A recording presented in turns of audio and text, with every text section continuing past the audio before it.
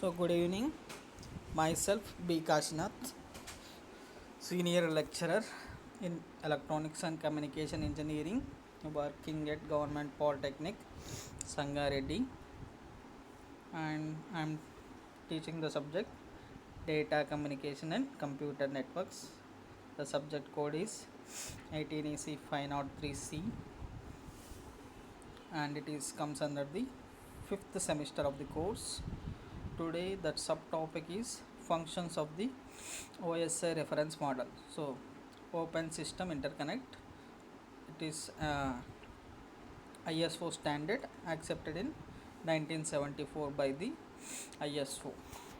So, in previous class, so we have learned about the OSI 7 layers reference model. In that one, we will be having the total 7 layers: physical data link network, transport, session layer, presentation layer, and application layer.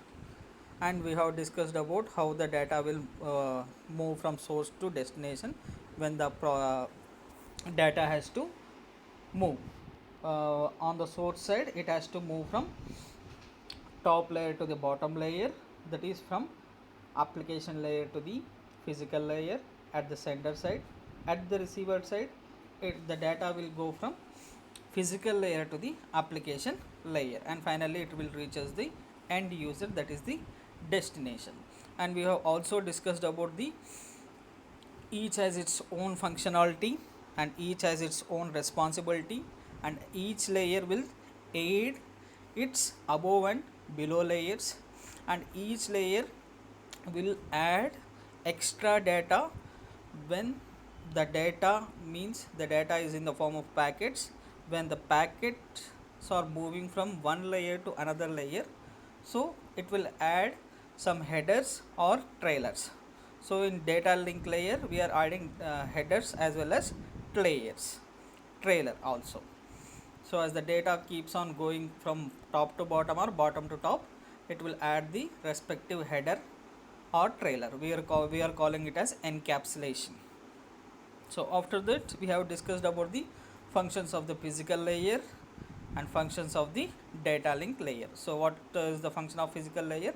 So it will accept the frames. It will accept the frames from the data link layer and converts them into bits. So that bits will be transmitted through the physical transmission medium. So means the bits has to be converted into electromagnetic or electric or some sort of excess signal that will be transmitted by the physical layer. Physical layer responsible for the voltage levels and transmission rate, and at the receiver side it will convert the electromagnetic signal again back into bits. So that may be analog data or digital data. It will convert the electromagnetic or electrical signal or light signal into bits, corresponding bits. Then again it will give into the data link layer.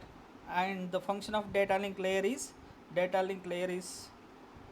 uh, the flow control and error control and error checking. So how the data will move means when we are talking about the packets, so packets will be at network layer. So that packets when come to the data link layer, we are having again two layers. So logical link layer and MAC layer. MAC layer will be binding some address to each packet. Then we are calling that as frame, right? So that we have discussed in the yesterday's topic of the OSI reference model and the function of physical layer as well as data link layer. So in this today's lecture we will discuss about the functions of the next two layers, that is network layer and transport layer. So network layer, in network layer we are calling packets. The data is in the form of packets known as datagrams.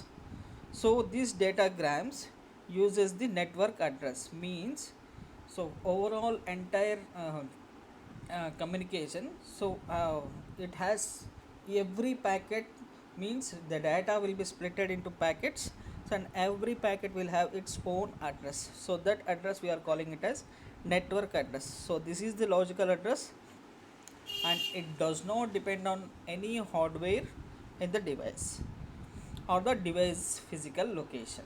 So it is the logical address given to the packets. Every packet will have some network address that we are calling it as logical address, and it will not depend upon the device's physical address. So what are the functions of network layer?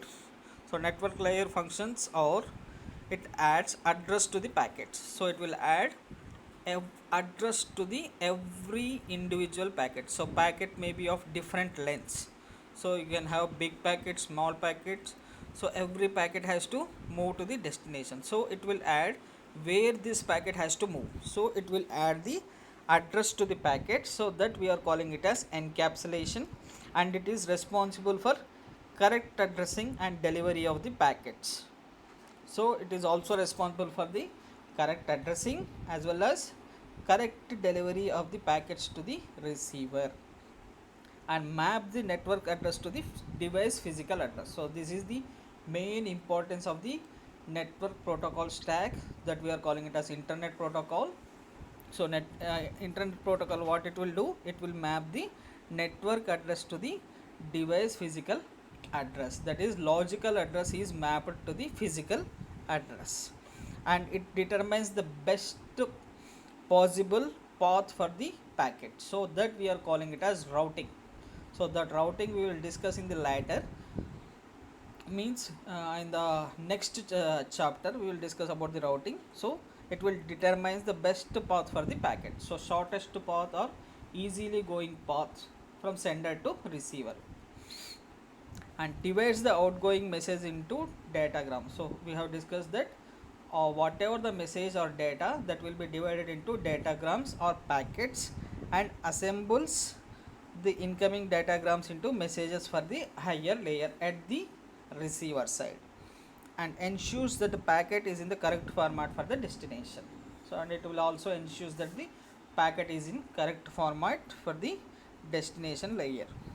So how does it work? So how the network layer will function for packets to transfer? So if a packet must move to another network, it has to follow some rules, that rules specified by the routing protocol. So if different packet lengths are used on different networks, so you will be having the different packets containing of different lengths. So the network layer formats the data accordingly. That is the main function of the network layer. The primary piece of hardware which works on this layer is the router.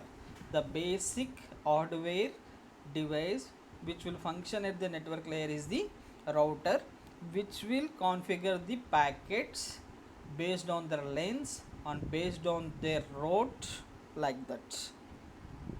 So this is how it will look like from the transport layer, that is L4 level 4 data. So network layer, it will add some headers, and it is given to the L3, that is your data link layer. This is at the sender side, this is at the receiver side. Next we are coming to the transport layer. So transport, as the name indicates, it will transmit the data. So it will ensures the reliable transport of packets from source to destination. So it will ensures reliable means perfect data will be sent from the source to the destination. So it performs the multiplexing, segmentation at sending side, and at the receiver side it will do the demultiplexing and reassembling of the data. So it will also manage the speed of transmission, that is flow control. So every sender and receiver, if both are at the same speed only, the transmission will takes place. So that is the main function of the transport layer. So there are two types of transmission. So one is connection oriented, second one is connectionless transmission. Means if there is a dedicated path between sender and receiver, we are calling it as connection oriented transmission. If there is no dedicated path allotted between the transmitter and receiver, then we are calling it as connectionless transmission. So first we will discuss the connection oriented. So it is also known as reliable transport method. Reliable, why? Because it is connection oriented, so that you can get the acknowledgement signal. Means whenever you are sending the packets from sender to receiver, so if it is connection oriented, means after getting the packet at the receiver, it will send the acknowledgements to the receiver that I have got your packet. So that type of acknowledgement will be there. So for that one, you need extra packets, so that ultimately slows down your communication. So features of connected oriented or reliability. So reliability will be the main advantage of connection oriented, but slower communications, and packets are retransmitted if corrupted or not received. This is the main advantage of the connection oriented transmission. Means if the packet is lost, that is acknowledgement will be sent by the receiver that I have not received the packet, then again the transmitter will resend the packets if it is corrupted or not received. Once all the data is received successfully, the packet is reassembled and passed to the session layer at the receiving side. So next one is connectionless. So in the connectionless, the transmitting device does not require any acknowledgements. Like in the connected, we are receiving the acknowledgements that we have received the packet. But in case of connectionless, there is no need of acknowledgement. It will keep on sending the data to the receiver. So the means the data rate will be very much faster. So it will not require any acknowledgement that if the packet is lost, it will be lost. So and continue to transmit on the assumption that the data was received. It will assumption that it will packet is received at the receiver end, it will continuously send the data. Features are, there is no reliability, means the packets are sent or not sent, it will not uh, commit, so it will keep on sending the data. So transmission ultimately will be faster. So packets whether lost or corrupted, that will not be retransmitted. So it will also, transmission control protocol main function is again flow control. That is, it establishes the maximum speed at which both the sender and receiver can communicate. Means if a sender is having from this diagram you can see the sender is having 66 megahertz speed and the receiver is at 128 megahertz. If you are sending the data at this rate, the receiver will is very fast and sender is very slow. So it will the function of transmission control protocol is that it has to do this speed matching, that sender and receiver are at the same speed. So here the sender is 66 megahertz, so the transmission has to take place only at a rate of 66 megahertz only, otherwise the packets will be lost at the receiver side. So here you see it establishes the maximum speed at which both the sender and receiver can communicate, and transport layer determines the largest packet size which can be sent. Packets are numbered to allow reassembly in the correct order. So here you see only transmission occurs agreed speed at the 66 megahertz. So segmentation. So present transport layer what it will do, segmentation and reassembly of the packets. So from the session layer, whatever the data is coming at the it will had the segmentation reassembling of the data and it is given to the network layer. So in this class you have learned about the network layer, which will do the network addressing. Means logical address binding to the physical address, and the packets will be known as datagrams, and transport layer routing, flow control, and connectionless and connection oriented transmission.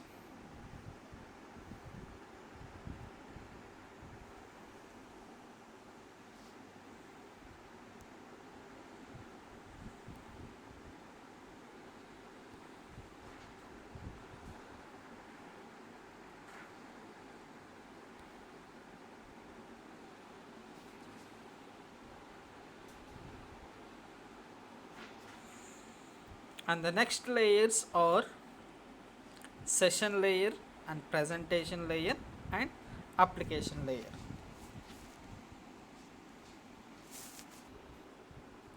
So next three layers are session layer, presentation layer and the application layer. So what are the functions of the session layer? So session layer primarily responsible for handling the session between the devices. So whatever the devices which are communicating, it will create the session. It will create the session means beginning of the session, maintaining of the session and finishing of the session for sending the packets. So the main function of the session layer is to handling the session between the devices, that is beginning, maintaining and finishing of the session, and it enforces the order in the communication between the devices. So it will order the communication between the two devices such that it will create a session. So that session will begin and maintained and finished by this session layer, so that it will regulates the flow of the data. So it takes the responsibility for the following session services: establishing the connection, maintaining the session, ending the session, dialogue control and dialogue separation. So the functions of the session layer are: first, it has to establish a connection from the sender to the receiver and maintain the session for the data transfer and finish the session after completion of the data. And it will also have dialogue control and dialogue separation, and when to send data, how to send data. So that will be you in dialogue control and dialogue separation. So it will provide the handshaking signals such that synchronizing and acknowledgement packets. So the data will be synchronized as well as acknowledgement, then only the session will be activated. Keep alive messages. Session must be terminated, otherwise one device will keep on transmitting without any device actually listening. So that is also main disadvantage when there is no session layer. So it will be responsible for the dialogue control, means the transmission mode between the sender and receiver will be either simplex or off duplex or full duplex. And dialogue separation means checkpoints in the messages. So it will also provides the checkpoints within the transmission which allow the detection of the lost packets and subsequent retransmission if possible.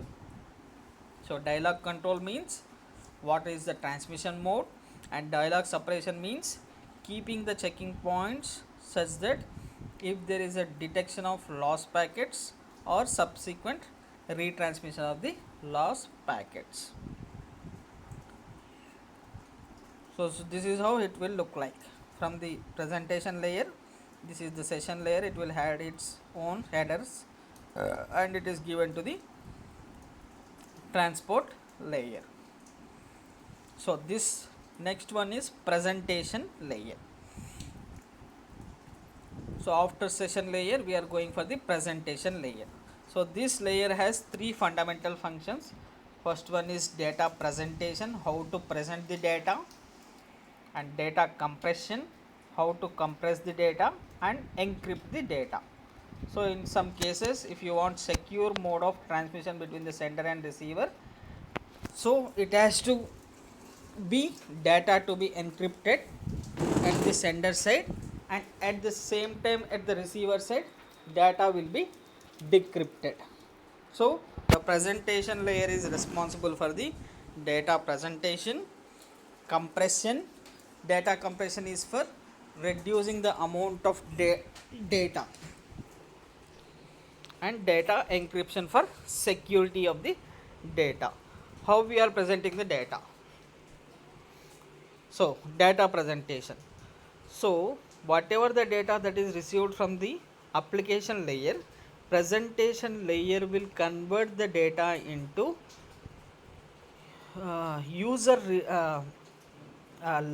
network readable format.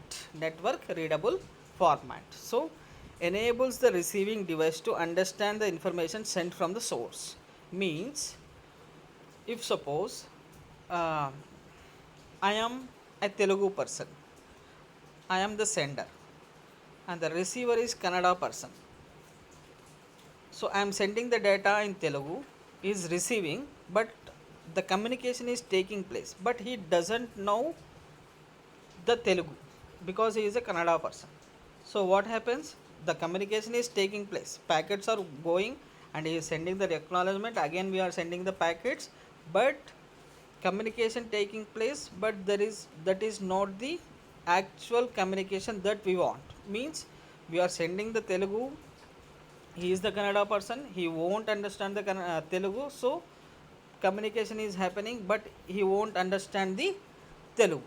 So what is the purpose of this presentation layer is to, it will convert the Telugu into Kannada, then it will be transferred to the next layer. That is the main purpose of the application layer. So whatever the data that is coming from the application layer, that may be in different formats, it will convert the data into user readable format at the receiver.